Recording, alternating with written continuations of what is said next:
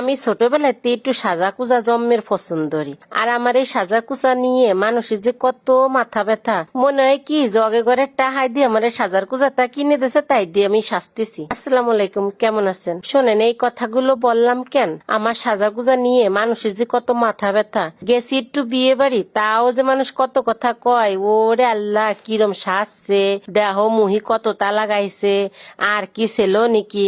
মানুষের যে কত টেনশন আমার সাজা কুজা নিয়ে। শোনেন, ছোটবেলা কত যে খেজুর টুহাইয়ে খাইছি, বিয়ে বাড়ি গেছি, পাশে যে দেখি কি একটা খেজুর গাছে খেজুর হইছে, তাই পাহা পাহা খেজুর পড়তিছে, ছোটবেলার কথা মনে পড়ে গেছে, বুঝছেন। এসে গেছি নিচেই যাইয়ে যে কতগুলো যে খেজুর টুহাইছি, আর এই খেজুর খাতি যাইয়ে ছোটবেলার কত কথা যে মনে পড়ে গেল। যাইগে আমার মতে এরকম ছোটবেলায় কিরা কিরা খেজুর টুকাইয়ে খাইছেন, কমেন্ট করে জানাইয়েন। এখন আপনারা ভাবতেছেন কি বিয়ে বাড়ি গেছে তা খাওন দাওয়ানের ভিডিও দিচ্ছে না কেন? এই যে কিন্তু আমরা খাওন দাওয়ানের জন্য বসে গেছি। আমার রাফি বাবা শশা খাতিছে, তার সাথে গল্প করতেছি। মাশাল্লাহ, আমার রাফি খুব সুন্দর ভাবে বসেছিল।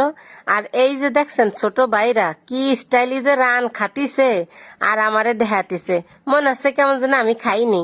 শোনেন, আমার খাওয়ার ভিডিও আপনাকে দেখাতে পারিনি, কারণ ওই সময় অনেক ব্যস্তর ভিতরে ছিলাম তো খাওয়ান দাওয়ান নিয়ে। তাই আমার এই বিয়ের ভিডিওটা আপনাকে কাছে কেমন লাগছে সবাই কিন্তু কমেন্ট করে জানাবেন।